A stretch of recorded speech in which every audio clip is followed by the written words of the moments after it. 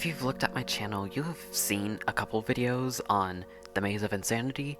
It's a game I've been working on, and the most recent update to it was a month or two ago. Silent Night, it was a Christmas update. Made a new game mode, side content. I haven't worked on it since, which it's only been like a month or two, but still, I shouldn't be procrastinating like that.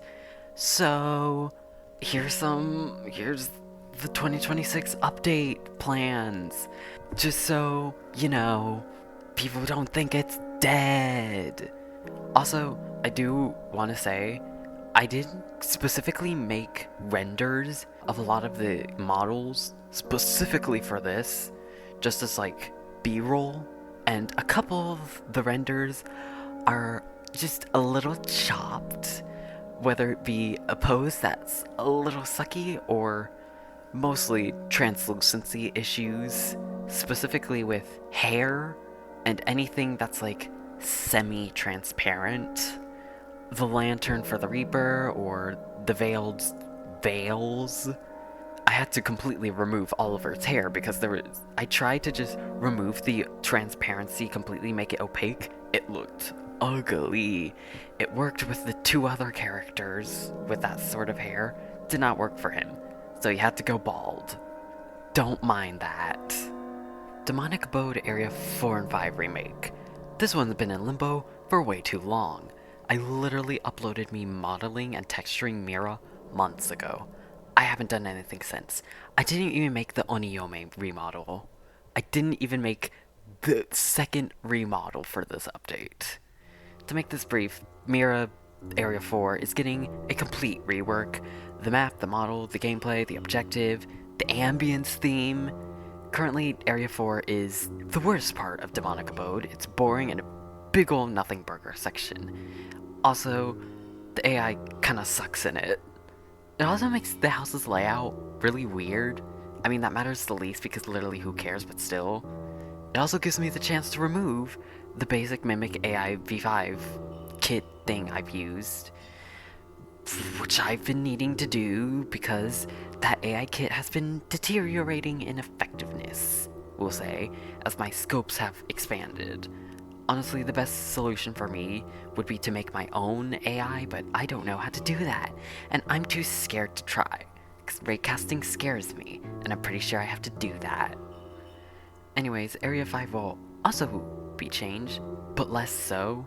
The map will be edited, but it'll stay about the same. The main focus is the gameplay. It will be more like a boss fight where you have to kill Oniyome and Oliver. It will just make that section more interesting and unique. Every other section will remain unchanged, except maybe the basement, since that section can be a tad confusing and difficult. Chapter 2 update. I was very disappointed with how Chapter 2 came out, but it was such a burden on my shoulders that I didn't care at the moment. Now that it's been a couple months, I'm not happy with its current form. It's really boring, it's really lackluster, it's sad. In fact, I'll be changing areas 1, 3, and 4 drastically. Area 2 will also be somewhat altered, and the Shatter One's design and lore will be reworked. Also, there will be a new veiled variant for Area 3, but that's the least important thing. Insanity mode, specifically for Chapter 1. If you've looked in the lobby, you'll have seen across from the normal teleporter an Insanity mode version, which is blocked off because it hasn't been made yet. That was due to me not knowing how to deal with the Nightmare Mode death system, but I figured that out with my other game, Thanatophobia Reborn, although reviving is still out of my grasp. Figuring out that death system was the one thing preventing me from working on Insanity Mode, and also it wasn't a high priority, so I didn't care that much, but I still really want to do it.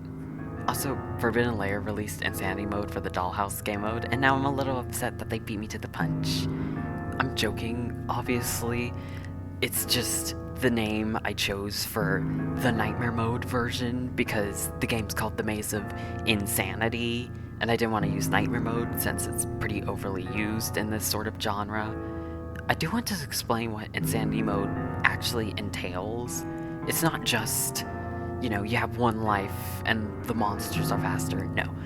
There are severe and many changes that will happen. character designs will be changed drastically, new characters will be included, some characters will be excluded, new sections could be added, map layouts could differ a lot, and objectives can just straight up change.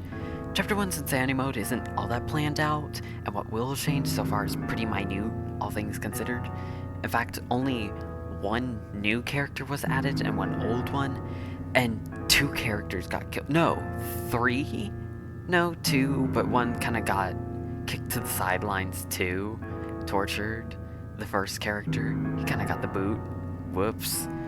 I don't know why I decided to do that, but whatever.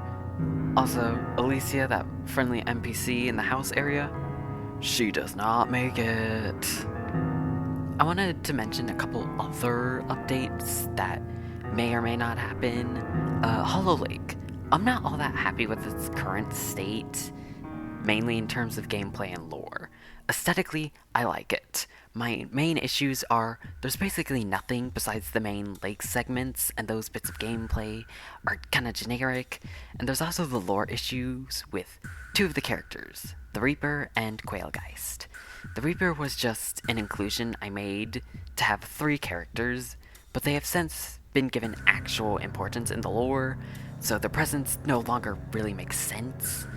If I were to remake Hollow Lake, it would likely focus on 2 new parts, the mine shaft and Curibus. The mines area previously was just a brief bit of walking and ambience before the real meat and potatoes. No more. Instead, this will become Quailgeist sections, because in the lore, this is where they reside. It wouldn't really make sense for them to be in the lake, because that's Curibus's area. And Curibus's part would no longer just be a collectathon. It would probably become boss fight adjacent, which, if you haven't noticed from the demonic abode section, I kind of really want to add boss fights, and I need to expand my coding abilities, and also I need to learn how to actually make a boss fight for Chapter 3, which I haven't planned at all. In fact, that's the next thing I'm mentioning. Chapter 3? Probably not going to happen this year, I'm going to be real. I've barely planned out the chapter besides characters, and even that I'm still changing designs and ideas. In fact, I ended up adding a character at some point for no reason. It's also just kind of messy. There were at some point 3 different boss fights within the chapter, one of which being the main antagonist, which that boss fight would stay. So yeah, I'm giving it some time to bake in the oven.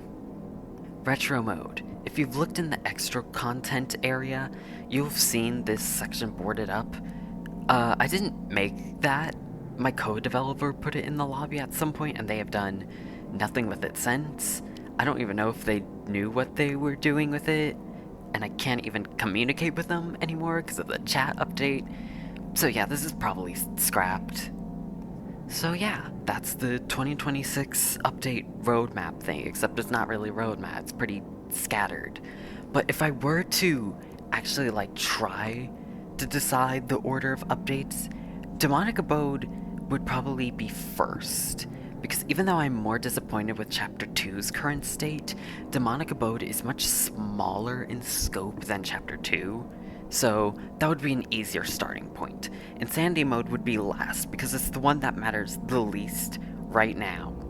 And of course, Hollow Lake could happen in October, if I have the time. If I don't, then probably not. Maybe I'll push it off to summer, have another Summerween update. Hollow Lake used to be a Summerween game mode. Did you know that? You probably didn't. It used to be a Summerween event. Crazy. It was because I didn't want to wait until October. That's why. And Chapter 3 would probably be after all of that. So yeah,